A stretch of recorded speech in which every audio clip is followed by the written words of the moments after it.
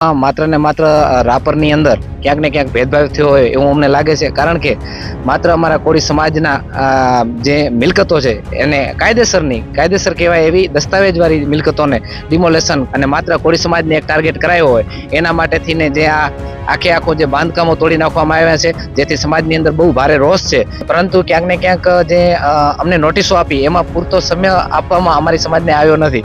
રાપરની વાત કરું આજે તો રાપરની અંદર અનેક દબાણો છે જે એના તોડવામાં નથી આવતા. અનેક બુટલેગરો છે, અનેક ખનીજ ચોરો છે, અનેક ભૂમાફિયાઓ છે, અનેક દબાણકારો છે. આ તમામને કોઈને ક્યાંક ને ક્યાંક રાજકીય વગ ધરાવતા લોકોના કારણે ક્યાંક ને ક્યાંક છાવરવામાં આવી રહ્યા હોય એવું અમને લાગે છે. કારણ કે માત્ર કોળી સમાજને જ ટાર્ગેટ કેમ? અને આ રોષે ભરાયેલા લોકો જો એક વખત નક્કી કરી લે, કારણ કે અમારી આવડી મોટી જનસંખ્યા છે, તો એનો જે પરિણામ છે આવનાર સમયમાં બહુ ખરાબ ભોગવવાનો વારો આવશે.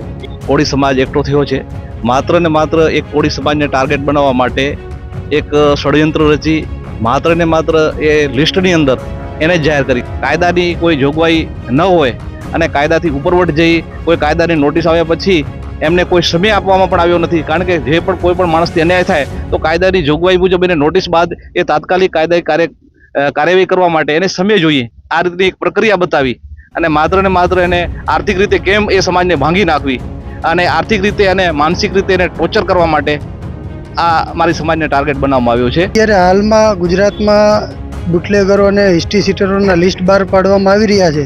તેમાં ક્યાંક ને ક્યાંક ભેદભાવવાળી નીતિ અપનાવવામાં આવી રહી છે. તો જે મોટા ગુનેગારો છે, બુટલેગરો છે, ખૂનીઓ છે, કે જે મોટી હિસ્ટ્રીઓ ધરાવે છે, તેમના ઉપર કાર્યવાહી કેમ નથી કરવામાં આવતી? શું એ લોકો રાજકીય કિન્નાખોરી અથવા રાજકીય ઓથ ધરાવે છે?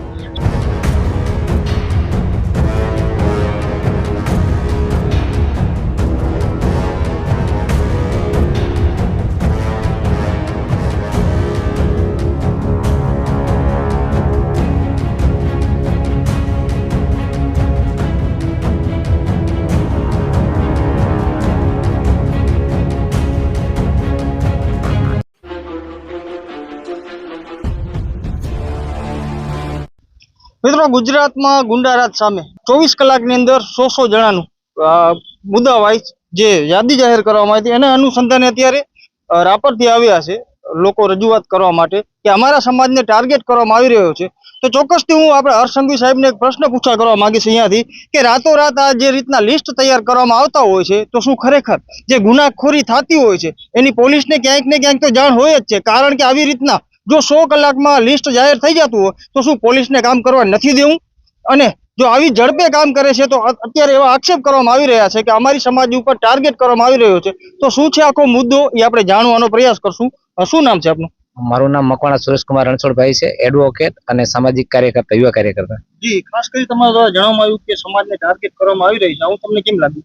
અમને જે ડીઆઈજી દ્વારા એમના આદેશ દ્વારા જે 100 કલાકની અંદર ગુનેગારો લિસ્ટેડ જે ગુનેગારોનું લિસ્ટ જાહેર કરવાનું જે પોલીસ તંત્રને જે પ્રકારે એક યાદી તૈયાર કરવાનું કહ્યું, એમાં માત્ર ને માત્ર રાપરની અંદર ક્યાંક ને ક્યાંક ભેદભાવ થયો હોય એવું અમને લાગે છે. કારણ કે માત્ર અમારા કોળી સમાજના જે મિલકતો છે એને કાયદેસર કહેવાય એવી દસ્તાવેજવાળી મિલકતોને ડિમોલેશન કોઈ પણ ક્યાંક ને ક્યાંક આ લિસ્ટ કોઈક એવી જગ્યા ઉપર કોઈ રાજકીય વગ ધરાવતા લોકોના ઈશારે આ લિસ્ટ જાહેર થયું હોય અને માત્ર કોળી સમાજને એક ટાર્ગેટ કરાયો હોય એના માટે થઈને જે આખો જે બાંધકામો તોડી નાખવામાં આવ્યા છે, જેથી સમાજની અંદર બહુ ભારે રોષ છે. એના માટે થઈ અને અમે આજે એસપી સાહેબશ્રીને આવેદનપત્ર આપવા આવ્યા છીએ. જી, ખાસ કરી જાણવા મળ્યું કે કલેક્ટર દ્વારા તપાસ પણ કરવામાં આવી હતી અને જે મકાન જે નતા કાપવાના એ પણ કાપવામાં આવ્યા છે, તોડવામાં આવ્યા, ડિમોલિશન કરવામાં આવ્યું. એવું કઈ વિષય બન્યું? એવો વિષય તો નથી થયો. એ તો કારણ કે રેવન્યુ ડિપાર્ટમેન્ટનો પ્રશ્ન છે. પરંતુ ક્યાંક ને ક્યાંક જે અમને નોટિસો આપી એમાં પૂરતો સમય આપવામાં અમારી સમાજને આવ્યો નથી. અને જે આજે બપોરના જો હુકમ બજાવવામાં આવ્યો હતો, સાંજના જ પણ એની ડિમોલેશનની પ્રક્રિયા હાથ ધરી દેવામાં આવી હતી. અમે મામલતદાર સાહેબશ્રીને અને એ લોકોને દરેકને રજૂઆત કરી હતી કે સાહેબ અમારું 6 વાગ્યા સુધી અમારું સમાજના જે મિલકતો છે એ મિલકતોને રોકવામાં આવે તો અમને ઉપરથી હાઈકોર્ટમાંથી સ્ટે મળી જાય એવી સ્થિતિ છે. પરંતુ એમના ક્યાંક ને ક્યાંક તંત્રનું એવડું બધું દબાણ હોય અને એ લોકોએ અમને એવું કહેલ કે અમારાથી 3 ને 10 સુધી રાહ જોઈ શકાય એવું નથી. અમારે 3 વાગે અમારે પૂરેપૂરી અમારી ડ્યુટી લગાવી દેવાની. અમને પૂરેપૂરો ઉપરથી તંત્ર દ્વારા અમને એક આદેશ કરવામાં આવ્યો છે અને 10 મિનિટ પણ જો અમે બગાડીએ તો અમારા ઉપર બહુ ભાર છે. હવે તમે તો એડવોકેટ છો, તમારા દ્વારા જણાવવામાં આવ્યું, તો આ રીતનું લિસ્ટ તૈયાર થઈ જાય છે તો શું પહેલે પોલીસને ખબર નથી હોતી? ડીજીપીએ કીધું એટલે રાતોરાત લિસ્ટ તૈયાર કરાવી નાખે. તમે કઈ દ્રષ્ટિએ જોવો છો?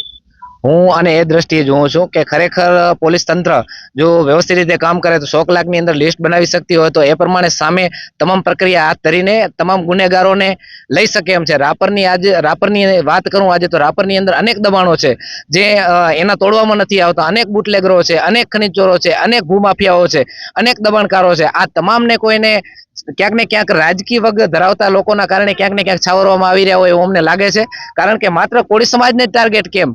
કારણ કે કોળી સમાજની જે મિલકતો અમુક હતી, જે મિલકતો અમે કોઈ ગુનેગારોને છાવરતા નથી, એને સમર્થન નથી આપતા, પરંતુ અમારી જે મિલકતો હતી, જે મિલકતો ખરેખર કાયદેસરની હતી અને અમને પૂરતો સમય ના આપવામાં આવ્યો, એના માટે કોળી સમાજને ક્યાંક ને ક્યાંક રોષ છે. તો આ તમે કહો છો કે રોષ છે ને તમારા ઉપર જે દબાણ અત્યારે કે એમ દબાણને નાતે તોડવામાં આવ્યું છે, તો કે આ રીતે રાજકીય મુદ્દો તમે કહો છો, તો એને આગળના સમયમાં તમે કઈ રીતે જોશો? આગળના સમય અહીં તો આવનારો અમારો સમય કહેશે. કારણ કે અત્યારે સમાજની અંદર બહુ રોષ છે અને આ રોષે ભરાયેલા લોકો જો એક વખત નક્કી કરી લે, કારણ કે અમારી આવડી મોટી જનસંખ્યા છે, તો એનો જે પરિણામ છે આવનારા સમયમાં બહુ ખરાબ ભોગવવાનો વારો આવશે. એમએલએ પાસે કે કઈ રજૂઆત કરવામાં આવી? એ રજૂઆત કરવા આવી જે લોકોના મિલકત હતી એમને ખબર, કારણ કે અમારા દ્વારા કોઈ રજૂઆત કરવામાં આવી નથી. શું કે અલ્ટિમેટમ કે કઈ સંદેશ કે? અમે અલ્ટિમેટમ આપવામાં આવીએ છીએ કે આવનારા સમયની અંદર જો કોળી સમાજને માત્ર ટાર્ગેટ કરાશે તો ગાંધી ચિંધ્યા માર્ગે જવાની ફરજ પડશે. એમાં આવનાર તમામ પરિણામોની જવાબદારી તંત્રના સિરે રહેશે. કેટલા મકાનો તોડવામાં આવ્યા? અત્યારે હાલે 3 મકાનો તોડવામાં આવે છે. નિર્દોષ હતા? હા, નિર્દોષ હતા. એમાં મતલબ ક્યાંક ને ક્યાંક અમારી પાસે અમુક સજ્જડ પુરાવા હતા કે દસ્તાવેજી આધારો હતા જેને ધ્યાને નથી લીધા અને અમને પૂરતો સમય આપવામાં નથી આવ્યો, એટલા માટેથી. હજી આવનાર સમયમાં કઈ કીધું છે કેટલા મકાન પૂર્ણ થઈ જાય? એ હવે અત્યારે અમે એસપી સાહેબ શ્રીને મળ્યા. એસપી સાહેબે પૂરેપૂરી ખાતરી આપી છે કે હજી તમારા મતલબ જે 3 મકાન તોડ્યા છે, પરંતુ તમારી સમાજના, પરંતુ હજી આગળના જે હિસ્ટ્રી છે એની અંદર તમામ ક્યાંક ને ક્યાંક જે લોકો છે, બુટલેગરો છે, જે હિસ્ટ્રી શીટર લિસ્ટેડ વોન્ટેડ ગુનેગારો છે, એ તમામને આવરવામાં આવશે. તમે નિસંકોચપણે રહેજો અને ચોક્કસપણે એમના વિરુદ્ધ કાર્યવાહી કરવામાં આવશે એવી અમને અહીંથી બાંયધરી એસપી સાહેબ શ્રી દ્વારા આપવામાં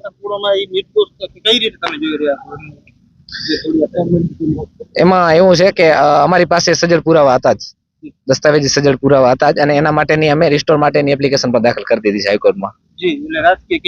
રાજકીય કિનાખોરીથી જ કરવામાં આવ્યું એવું અમને લાગે છે.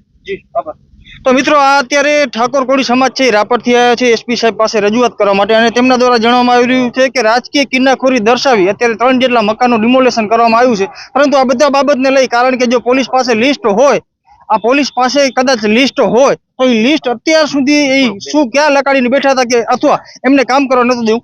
શું નામ છે આપનું? પ્રતાપભાઈ હસમુખભાઈ પરમાર. પણ હમણાં જે રાપરમાં જે તોડવામાં આવ્યા એ 3 પ્રોપર્ટી જે હતી અમારા સમાજની હતી. જરૂરી નથી કે પ્રોપર્ટી બિનકાયદેસર ખાલી અમારા સમાજની હતી, બધા સમાજના બિનકાયદેસર દબાણો હતા. બધા સમાજમાં હિસ્ટ્રી શૂટર બુટલેગરો છે, છતાં અમારા સમાજ સામે શા માટે કામગીરી કરવામાં આવી? આ બાબતને લઈને સમગ્ર સમાજમાં ભયંકર રોષ છે અને અત્યારે એસપી સાહેબને મળી અને આવેદનપત્ર આપ્યું છે અને એ બાબતમાં યોગ્ય કાર્યવાહી કરવામાં આવે અને ભવિષ્યમાં આ બાબતમાં આવી ઘટનાઓ ન ઘટે એ બાબતમાં અમે સાહેબને રજૂઆત કરી છે અને સાહેબે એ બાબતમાં ખાતરી આપી છે કે હવે પછી બીજા પણ જે બુટલેગર અને બીજા સમાજના છે એની સામે પણ કાર્યવાહી કરવામાં આવશે. કાર્યવાહી કરવામાં આવશે. સાહેબને કહેવા પ્રમાણે એવું નથી કે તમારા સમાજ સામે જ ટાર્ગેટ કરવામાં આવ્યું, એવું નથી કે અમે દરેક સામે કાર્યવાહી કરવામાં જ આવશે. વિશેષમાં કે હવે ભવિષ્યમાં આવી રીતના અમારા સમાજને ટાર્ગેટ કરવામાં ના આવે અને યોગ્ય કાર્યવાહી અને કાયદેસર બાંધકામો કે આવી રીતના જે છે એની સામે યોગ્ય પગલાં લેવામાં આવે. ગાંધીધામ મધ્ય એસપી મધ્યે એક બહોળો કોળી સમાજ એકઠો થયો છે. માત્ર ને માત્ર એક કોળી સમાજને ટાર્ગેટ બનાવવા માટે એક ષડયંત્ર રચી માત્ર ને માત્ર એ લિસ્ટની અંદર એને જ જાહેર કરી. ખરેખર આજે જેના ડિમોલેશન કરવામાં આવ્યા છે એ ન તો કોઈ બુટલેગરો છે, ન કોઈ એવા હેવી કોઈ એના ઉપર કોઈ ઐતિહાસિક ગુનાઓ હોય, માત્ર મારકૂટના એવા સામાન્ય ગુના હોય જે વ્યક્તિગત અદાવતના કારણે એના ઉપર ગુનાઓ ધરાવતા હોય.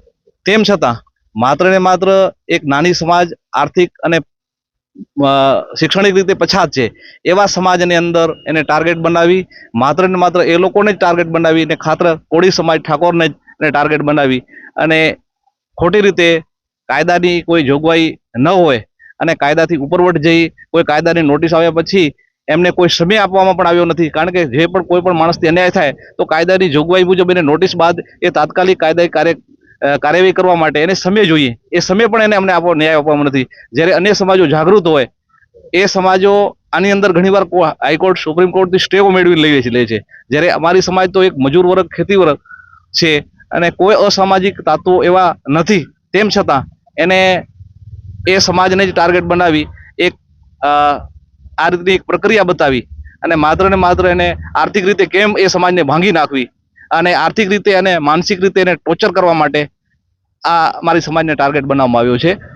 ખરેખર અને રાપરની અંદર આવા કંઈક બુટલેગરો અને ગુનાહિત ઇતિહાસ ધરાવતા અસામાજિક તત્વો છે જેને અમારી સમાજ ક્યારે અમારા સમાજનો વ્યક્તિ હોય એને એક અન્ય સમાજ હોય એને સમર્થન નથી આપતી, પણ આવા જે અસામાજિક તત્વો છે ખરેખર જે છે અને ગુનાહિત ઇતિહાસ ધરાવે છે એના ઉપર કોઈ કાયદેસર નથી થતી.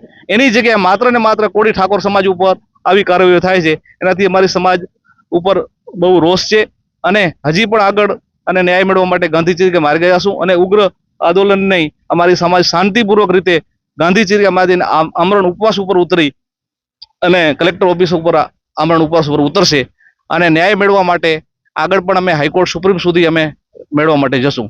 કારણ કે અમને વ્યક્તિગત અમારી સમાજને જે નુકસાન થયું છે એ ક્યારેય અમારી સમાજમાંથી ઊભી નહીં થઈ શકે. શું નામ છે મારું નામ સોલંકી રોહિત છે. જે અત્યારે હાલમાં ગુજરાતમાં બુટલેગરો અને હિસ્ટ્રી સીટરોના લિસ્ટ બહાર પાડવામાં આવી રહ્યા છે, તેમાં ક્યાંક ને ક્યાંક ભેદભાવવાળી નીતિ અપનાવવામાં આવી રહી છે. સરકાર દ્વારા અને પોલીસ તંત્ર દ્વારા કાયદેસર રીતે ભેદભાવ થઈ રહ્યો છે.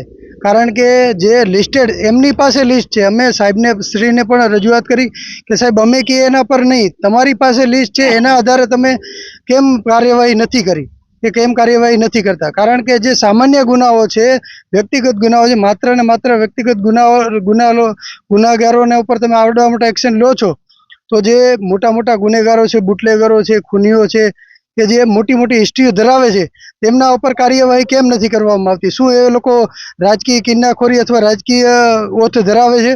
શું તે પોલીસ તંત્રને ક્યાંય ને ક્યાંય બીજી રીતે છાવરે છે કે પોલીસ તંત્ર સાથે મિલીભગત છે? આવું ક્યાંય ને ક્યાંય અમારા સમાજમાં રોષ દેખાય છે. તો સ્વયંભૂ લોકો સાથે સાહેબને રજૂઆત કરવા માટે આવ્યા છીએ અને સાહેબે ખાતરી આપી છે કે અન્યાય ન થાય, અન્યાય ન કરે અને બીજા લોકો સાથે પર કાર્યવાહી કરે. અમે પણ અપેક્ષા રાખીએ છીએ, કોઈ ગુનેગારોને અમે પણ સમર્થન કરતા નથી, પણ જો આ ભેદભાવ કરે તો આ ક્યારે પણ સાખી ન લેવાય. અમે દરેક ક્ષેત્રમાં દરેક તબક્કે અમે આને પૂરેપૂરો ફાઇટ આપશું.